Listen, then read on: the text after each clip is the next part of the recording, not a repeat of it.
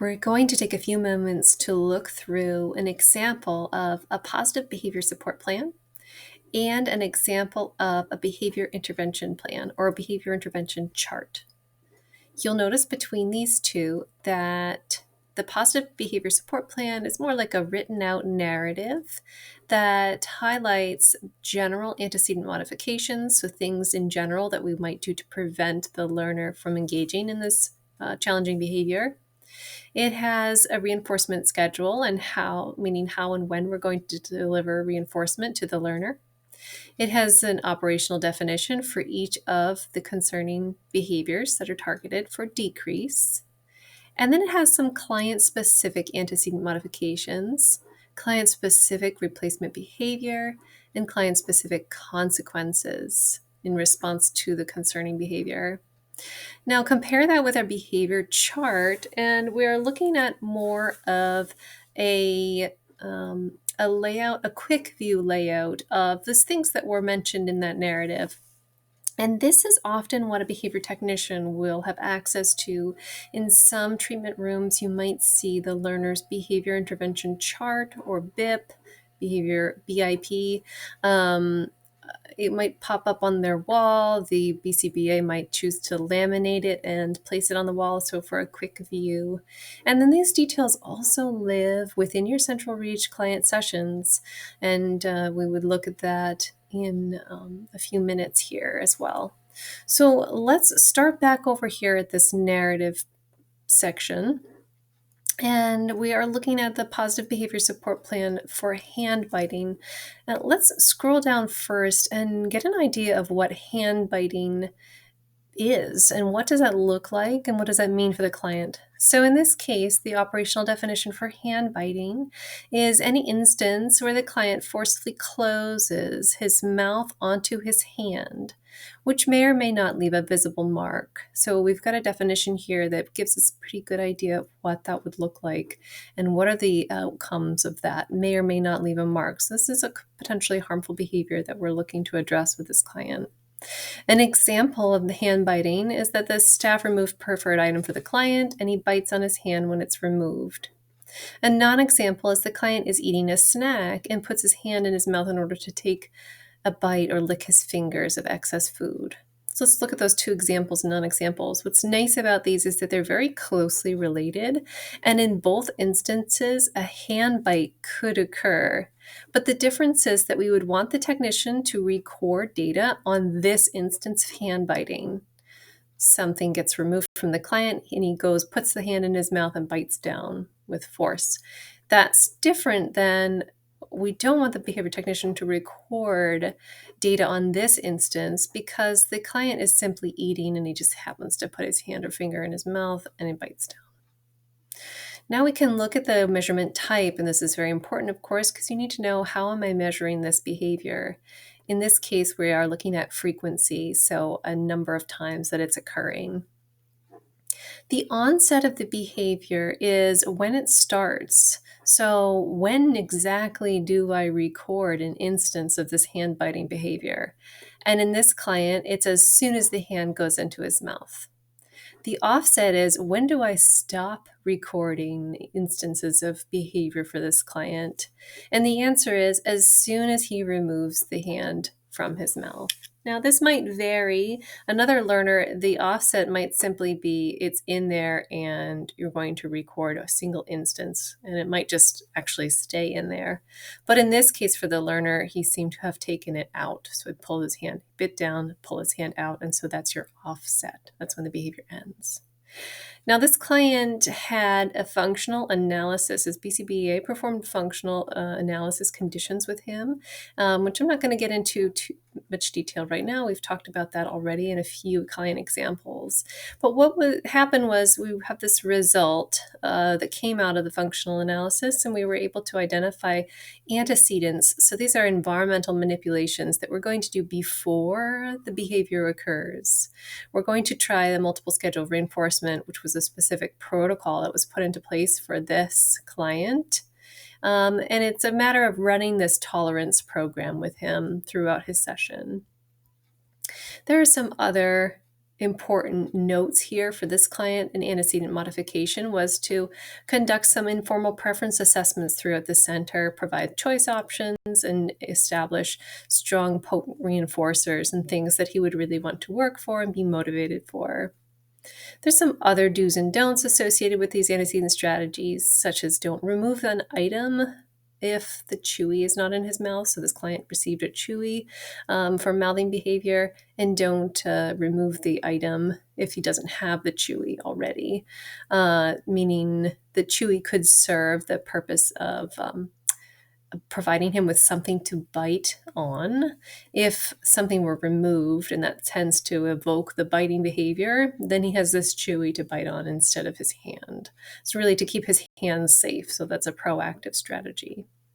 Now, our replacement behaviors, what are those again? What are we doing with replacement behaviors? Well, we've identified the function of this behavior and we are going to put something safer in place. We want the client to do something else instead of bite his hand. And as with many learners that you will encounter, functional communication training will be one of those replacement behaviors. So in this instance, for this client, FCT, functional communication training protocols are in place. And it looks like, too, as part of this antecedent strategy, he has a tolerance training program that's also in place. Now, when it comes to the consequence, and that's really what we're here to discuss today, what happens when he does bite? And what we're looking at are some really common consequence manipulations that will appear for a lot of your learners.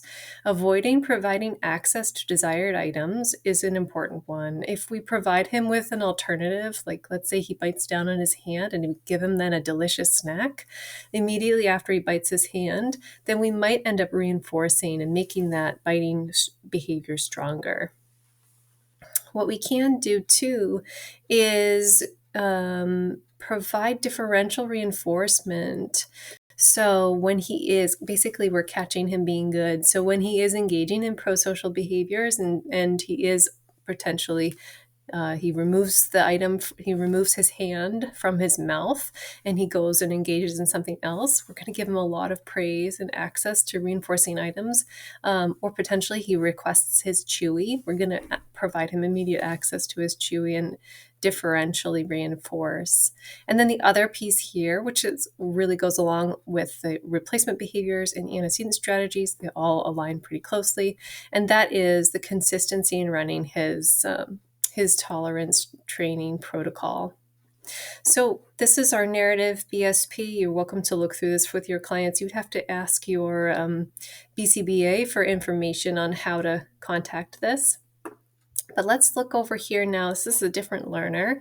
This information has, of course, the private information of the client has been redacted and removed. So here we're looking at two different target behaviors, and your behavior chart will typically look like this quite consistently.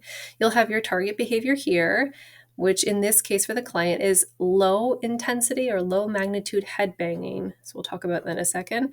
We have a hypothesized function here, which is a guess. We don't know exactly that this is the function, but we are potentially very sure that this is it. We have replacement behaviors. We just talked about that with the other learner. Antecedents, so these are things that trigger the behavior. Antecedent strategies, so these are things that we can do proactively to prevent problem behavior. And then consequence protocols, so this is what do we do if the behavior occurs. And then, of course, how we are going to collect data on those behaviors, on this behavior. Let's look at our target response. So head banging, this is something that is concerning. However, it looks as though the intensity and magnitude are low enough where this may not cause the client harm.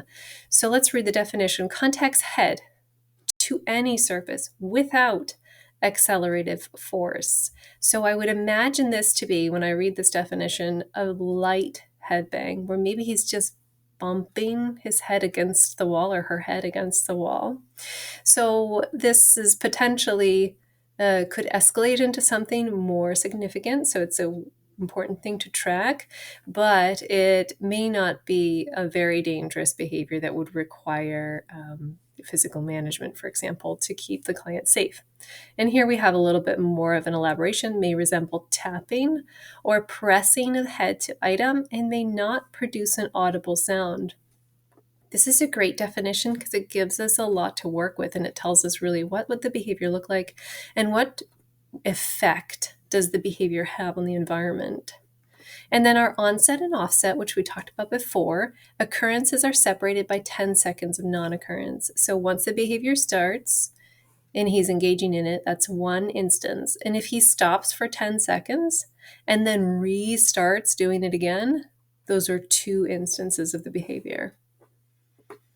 Our hypothesized function for this is access to tangibles or access to things, items, activities. Replacement behaviors, things that we are going to try to teach instead of headbanging, are independent and spontaneous mands, very important, that's functional communication training, and tolerance for waiting and denied access to items. Another common one that pops up for our learners, and these two really go quite nicely hand in hand, the ability to feel like your words have power and that you can request what you want and need and have change on your environment as a learner is very important. That's that functional communication. But then also the realization that we're not always everywhere, forever and ever going to be able to get exactly what we want. And so the ability to tolerate when situations don't go our way. Now we look at our antecedents for this, and we have delay and denial of a reinforcing activity, delay and denial of going out or going home, and delay and denial to a preferred activity when a peer is engaged with it. Antecedent strategies that we're going to follow their session parameters, including the use of all established visual cues. So we're really going to follow the protocols that were set into place. They were there for a reason. They give the client a cue, a prompt, a primer, and let them know what's coming. We're going to run the programs frequently and consistently. That's a super important one for all our clients, to be able to run target skills with consistency. We're going to reinforce appropriate mands and approximations to man on a variable schedule. So this client talks about schedules of reinforcement. That means variable means that he doesn't get reinforced every single time, but instead on a specific schedule. So maybe every 6 times or every 5 times, etc. Some consequence procedures, and here we are back to our topic of today, is consequence to the problem behavior. What happens immediately after and how do we respond?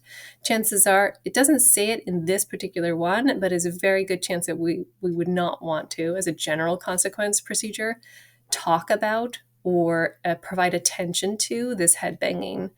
What is spelled out here is that we do not want to block the headbanging, right? Now, this was indicated as low intensity, so it is not harmful to the client.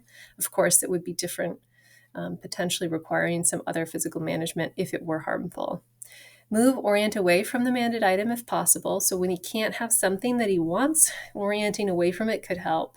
Differentially reinforcing. There we are again. We come up with this differential reinforcement. We're going to provide social praise or reinforcement to alternative choices. When the client can make a different choice and move away from that thing that he really wants but can't have right now, we're going to provide him with a lot of praise and reinforcement. And then continue on with scheduled session activities to maintain that consistency for the client. It's a really important one too. We're going to keep going. We're right here with you. We know you're frustrated, but you've got all these other cool things that you get to do, and we're here for you. We're going to work with you. And then for this situation, the client's headbanging was recorded using frequency measure. And as I mentioned before, the onset and offset is each occurrence is separated by 10 seconds of non-occurrence. I'm going to pause there. In our next video, we're going to talk a little bit about a little bit more on differential reinforcement.